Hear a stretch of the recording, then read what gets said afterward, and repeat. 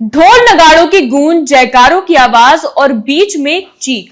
22 अक्टूबर की शाम सिद्धार्थनगर में जब प्रतिमा विसर्जन का उत्सव धार्मिक माहौल के रूप में स्थापित था, तभी एक घटना ने खुशियों के रंग को खून के लाल रंग में बदल दिया। जिस वर्दी पर लोग भरोसा करते हैं, उसी वर्दी ने इंसानियत की सारी हदें पार कर दी। नमस्कार, मैं हूं कनिका शुक्ला और आप देख रहे हैं अनादि टीवी यूपी।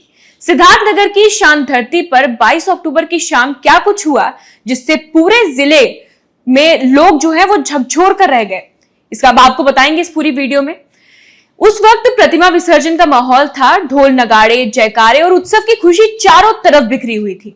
लेकिन इसी बीच एक युवक रजनीश पटेल एक ऐसी कहानी का किरदार बन गया जिसे सुनकर हर किसी का दिल कांप उठे। आपको बताते हैं कि रजनीश के परिवार के मुताबिक मोहाना थाने के 4 सिपाही उसे बाइक पर बैठाकर ले गए थे। किसी को ये नहीं समझ में आया कि वो कहां जा रहा है और क्यों। कुछ घंटों बाद जब युवक मिलता है तो वो सड़क के किनारे पड़ा हुआ था, बुरी तरीके से जख्मी, शरीर पर चोटों के निशान और आंखों में एक सवाल कि आखिर मैंने किया क्या था। परिवार ने जब पुलिस पर आरोप लगाया तो उनके ही जवानों ने बेरहमी से उस युवक को पीटकर सड़क के किनारे फेंक दिया था, तो पूरा मामला जो है वो आग की तरह फैल जाता है। बात इतनी बड़ी थी कि जिला पुलिस के गलियारों से लेकर डीआईजी तक हलचल मच गई। घटना के बाद रजनीश को एक सामुदायिक स्वास्थ्य केंद्र में भर्ती कराया गया, लेकिन हालत इतनी नाजुक थी कि डॉक्टरों ने तुरंत उसको सिद्धार्थनगर मेडिकल कॉलेज रेफर कर दिया, जिसके बाद वो वहां से गोरखपुर और फिर लखनऊ पहुंचता है। हर पड़ाव पर रजनीश की हालत जो है वो काफी झकझोर कर रख देने वाली थी। आज भी वो अस्पताल में ही जिंदगी और मौत के बीच जूझ रहा है। जैसे जैसे मामला मीडिया में पहुंचा, अधिकारियों की नींद उड़ गई।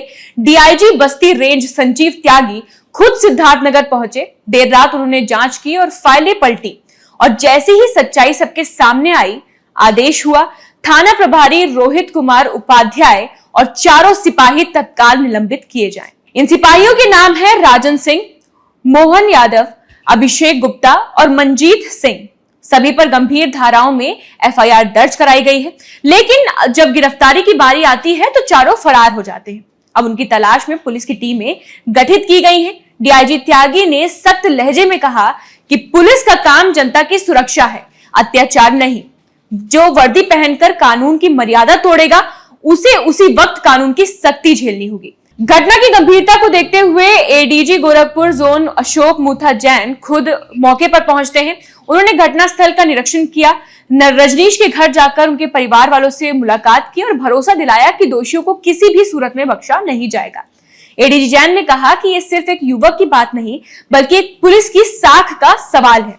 निष्पक्ष जांच होगी और जो भी दोषी पाया जाएगा उसे सजा मिलेगी, चाहे वो किसी भी रंग का हो। आपको सुनाते हैं इस वीडियो में कि उन्होंने क्या कहा। रजनीश चौधरी मामले में अब तक क्या कार्रवाई की गई आप लोगों की तरफ से? जैसा कि अभी मैंने आपको विस्तार से बताया, रजनीश चौधरी को चोट लगी, रजनीश पटेल को, और उनका इलाज चल रहा है। और उनके मामले में हमने आज सुबह से, बल्कि कल रात से हमारे डीआई साहब यहाँ आ गए थे और काफ़ी विस्तार से छानबीन की गई। अब तक का जो घटनाक्रम समझ में आ रहा है, वीडियो फुटेज जो हमने प्राप्त हुई है और जानकारी प्राप्त हुई उसके आधार पर कि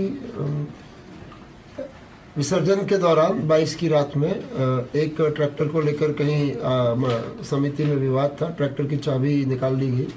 उसको सुलझाने के लिए 4 पुलिसकर्मी इनको लेने गए।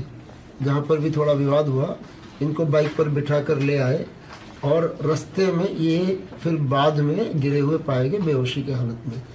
इनके गांव वालों ने इनको वापसी में, विसर्जन के बाद वापसी में देखा, अस्पताल पहुँचाया और इलाज की प्रक्रिया शुरू हुई।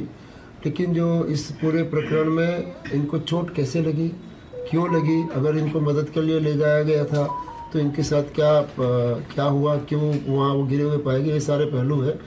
संबंधित पुलिसकर्मी गायब है इस समय, उनके लिए प्रयास किया जा रहा है, टीमें गठित की गई है और परिवार के एप्लीकेशन पर, प्रार्थना पत्र पर अपराध पंजीकृत किया गया, जिसमें जो पुलिसकर्मी हैं उनको उनके खिलाफ उन्होंने एप्लीकेशन दिया है। विभाग की तरफ से इस जो जानकारी सामने मैंने आपके सामने रखी है, वो सारी जानकारी आने के बाद उनके खिलाफ कार्रवाई की गई है। चारों को सस्पेंड किया गया है। संबंधित थानाध्यक्ष मोहाना जिन्होंने इस प्रकरण में गंभीर लापरवाही का परिचय दिया, उनको भी निलंबित कर दिया गया।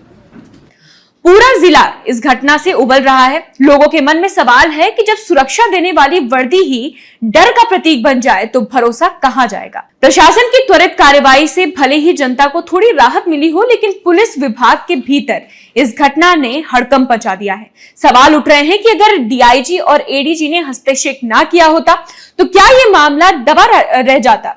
क्या वर्दीधारी जवानों को अब भी लगता है कि सत्ता का डर उन्हें कानून से ऊपर रख सकता है? जांच की जिम्मेदारी सीओ सदर विश्वजीत सौर्यान को सौंप दी गई है। 3 दिनों में रिपोर्ट मांगी गई है, लेकिन जनता की नजरें सिर्फ एक बात पर टिकी हैं कि क्या इस बार भी वर्दी पर कार्रवाई होगी या फिर ये मामला धीरे धीरे धुंध में खो जाएगा। कानून की आंखों पर पट्टी बंधी होती है, लेकिन वो अंधी नहीं होती। वर्दी के नीचे अगर इंसानियत मर जाए तो वो वर्दी नहीं, भय का प्रतीक बन जाती है।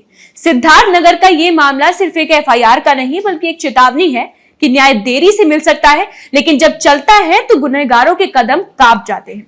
बने रहिए हमारे साथ ऐसी रिपोर्ट्स के लिए। धन्यवाद।